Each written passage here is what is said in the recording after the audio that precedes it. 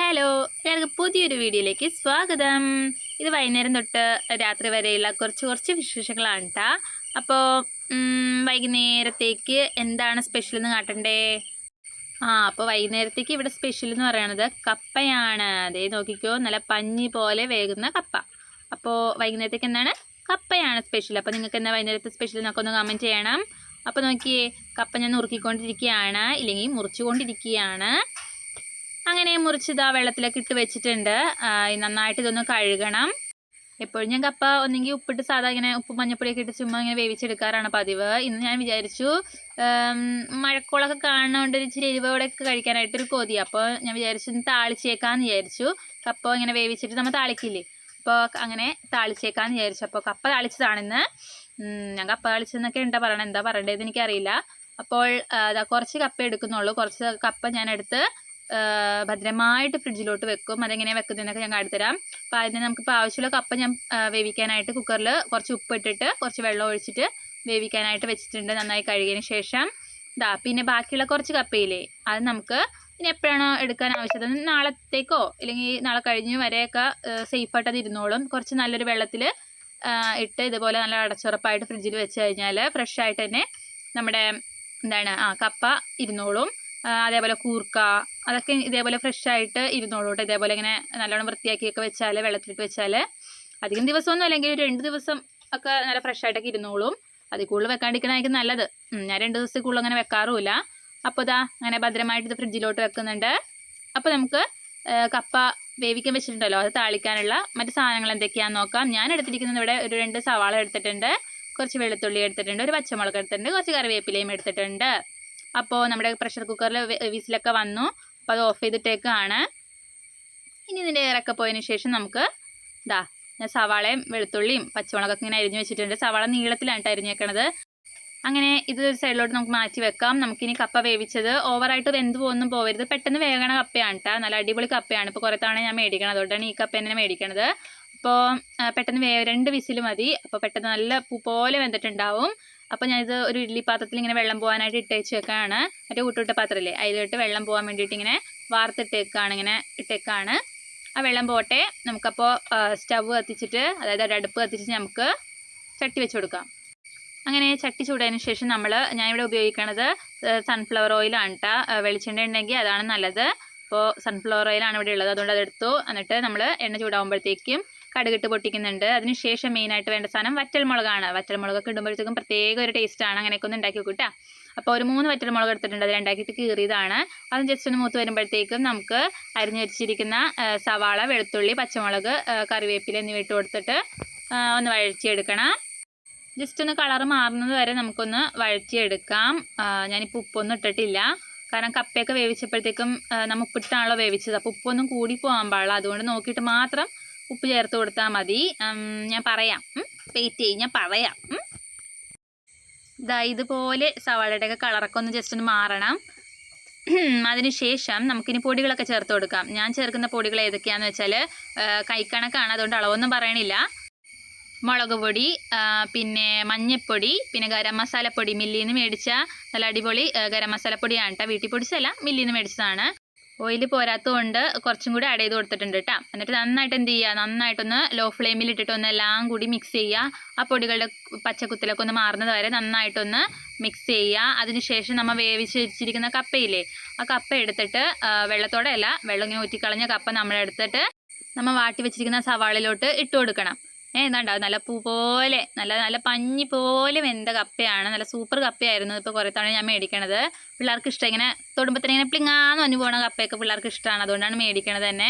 അപ്പോൾ ഞാൻ ഫുള്ള് വടിച്ചിട്ട് ഞാൻ ആ ചട്ടിയിലോട്ട് ഇട്ട് കൊടുത്തിട്ടുണ്ട്. ഇനി നമ്മൾ എന്ത് ചെയ്യണം, നന്നായിട്ടൊന്ന് മിക്സ് ചെയ്ത് കൊടുക്കുക. ലോ ഫ്ലെയിമിലിട്ടിട്ട് നന്നായിട്ടൊന്ന് മിക്സ് ചെയ്ത് കൊടുക്കുക. അപ്പോൾ നല്ല സോഫ്റ്റ്, നല്ല ടേസ്റ്റുമാണ് കപ്പക്ക്. എനിക്ക് ഭയങ്കര ഇഷ്ടമായി. അപ്പോൾ ചെറിയ മഴയും ചെറിയ തണുപ്പൊക്കെ ഉള്ളപ്പോൾ ഒക്കെ കഴിക്കാനായിട്ടൊരു കട്ടനും കൂടി ഉണ്ടെങ്കിൽ പൊളിക്കും.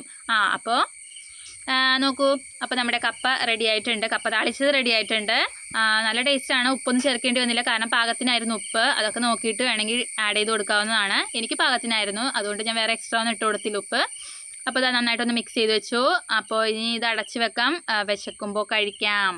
അങ്ങനെ കപ്പ റെഡിയായല്ലോ, വൈകുന്നേരത്തേക്ക് കഴിക്കാനുള്ള കപ്പ റെഡിയായി. അപ്പോൾ പിള്ളേർക്ക് ഇപ്പോൾ വേണ്ടാന്ന് പറഞ്ഞു, വിശപ്പില്ല എന്ന് പറഞ്ഞു. അപ്പോൾ വിശക്കുമ്പോൾ കൊടുക്കാം, അതാകുമ്പോൾ പിള്ളേർ കഴിക്കും. അല്ലാണ്ട് കഴിക്കുന്നതിന് എനിക്ക് നിർബന്ധിക്കുന്നത് ഇഷ്ടമല്ല. അവർക്ക് വിശക്കുമ്പോൾ അവർ പറയും, അപ്പോൾ നമ്മൾ എടുത്ത് കൊടുക്കുമ്പോൾ അവർ ഫുള്ളായിട്ട് കഴിക്കും.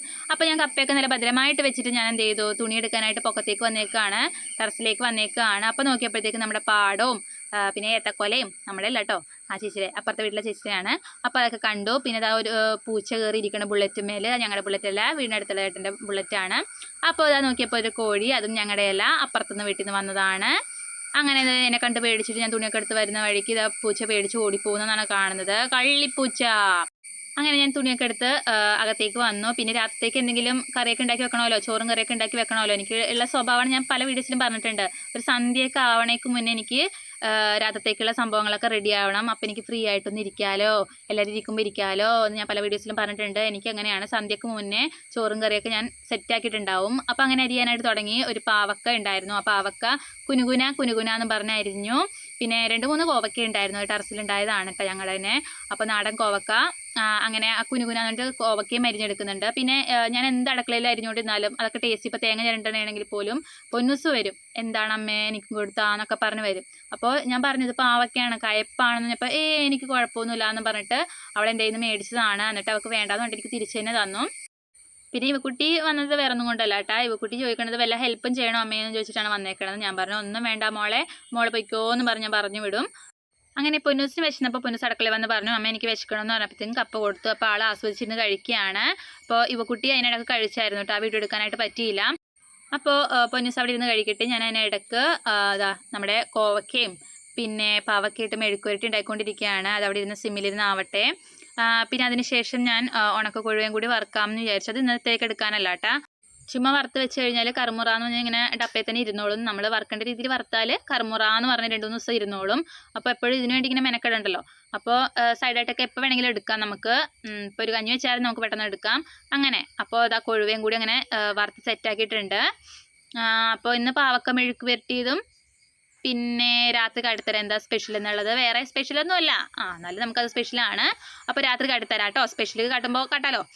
അപ്പോൾ നോക്കിയേ, ഇപ്പോൾ കൊഴുവ വറുത്തതൊക്കെ റെഡി ആയിട്ടുണ്ട്. ഇനി ഇത് ആറിക്കഴിയുമ്പോഴത്തേക്കും, അതായത് തണുത്ത് കഴിയുമ്പോഴത്തേക്കും നമ്മൾ നല്ല അടച്ചുറപ്പുള്ള നനവൊന്നും ഇല്ലാത്ത നല്ല ഡ്രൈ ആയിട്ടുള്ളൊരു കുപ്പിയിലാക്കി ഇങ്ങനെ വെക്കും നമ്മൾ. അങ്ങനെയാണ്. അപ്പോൾ കറുമുറാന്ന് പറഞ്ഞിരുന്നോളും. അപ്പോൾ നമ്മുടെ പാവക്ക മെഴുക്ക് വരട്ടി റെഡി ആയിട്ടുണ്ട്, കൊഴുവ വറുത്തത് റെഡി ആയിട്ടുണ്ട്. പിന്നെ അതിനുശേഷം അടുപ്പൊക്കെ ഒന്ന് തുടച്ച് വൃത്തിയാക്കി പിന്നെ കുടിക്കാനുള്ള വെള്ളവും പിന്നെ ചോറിനുള്ളതൊക്കെ അരിയിട്ടിട്ടുണ്ട്. പിന്നെ പാവക്ക മെഴുക്ക് വരട്ടി ഞാനൊരു ചുറ്റുപാത്രത്തിലാക്കി അടച്ചുറപ്പാക്കി വെക്കുന്നുണ്ട്. അപ്പോൾ ആ ചട്ടിയും കൂടി അങ്ങോട്ട് കഴുകി വെക്കാമല്ലോ. ആകെ കുഞ്ഞടക്കളയാണ്. അപ്പോൾ നമ്മൾ ഇങ്ങനെ വലിയ വലിയ പാത്രങ്ങൾ വെച്ച് സ്ഥലം കളയണമെന്തിനാന്ന് ഓർത്തിട്ട് ഇങ്ങനെ കുഞ്ഞു പാത്രത്തിലാക്കിയൊക്കെ ഞാൻ വെക്കും. നമ്മുടെ കൊഴുവ ഒന്ന് ആറിക്കഴിഞ്ഞപ്പോഴത്തേക്കും കൊഴുവയും കൂടി അങ്ങോട്ട് കുപ്പിയിലാക്കി വെച്ചു. ആറിയതിന് ശേഷം മാത്രം. അപ്പോൾ കറുമുറാന്ന് പറഞ്ഞ് 2 ദിവസമൊക്കെ ഇരുന്നോളും, ധൈര്യമായിട്ട് ഇരുന്നോളും. അപ്പോൾ നല്ല അടച്ചുറപ്പായിട്ട് വെച്ചാൽ മാത്രം മതി. അതിനുശേഷം നമ്മളിപ്പോൾ കുക്ക് ചെയ്തതും അല്ലാണ്ടായ കുറച്ച് പാത്രങ്ങളൊക്കെ ഉണ്ടായിരുന്നു, അതൊക്കെ അങ്ങോട്ട് കൈയോടെ കഴുകി വെക്കാം എന്ന് വിചാരിച്ചു. അതിനുശേഷം കുളിയൊക്കെ കഴിഞ്ഞു, അല്ലറ ചില്ലറ പണികളൊക്കെ കഴിഞ്ഞു. അതായത് ചോറ് കോരി വെക്കൽ, അങ്ങനെ സകല പണികളും കഴിഞ്ഞായിരുന്നു. പിന്നെ വെറുതെ ഇരിക്കുന്ന ടൈമായിരുന്നു. പിന്നെ ആദർശ് വന്നപ്പോഴത്തേക്കും ഐസ്ക്രീം കൊണ്ടുവന്നിട്ടുണ്ടായിരുന്നു. പിന്നെ കപ്പയൊക്കെ തിന്നതിന് ശേഷം ഞങ്ങൾ ഐസ്ക്രീമൊക്കെ കഴിച്ചു. അങ്ങനെ കുറച്ച് നേരം വർത്താനൊക്കെ പറഞ്ഞിരുന്നു. അതിനുശേഷം ചോറ് കഴിക്കാൻ സമയമായി. രാത്രി ആയപ്പോഴത്തേക്കും ഞങ്ങൾ അടുത്തരം എന്താ സ്പെഷ്യൽ എന്നുള്ളത് ടാൻ.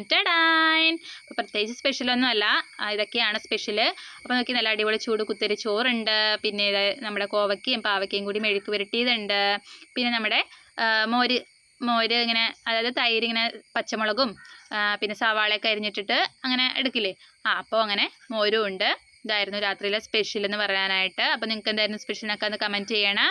അപ്പോൾ പുതിയ വീഡിയോസുമായിട്ട് കാണുന്നവരേക്കും എല്ലാവർക്കും tata bye bye good night bye.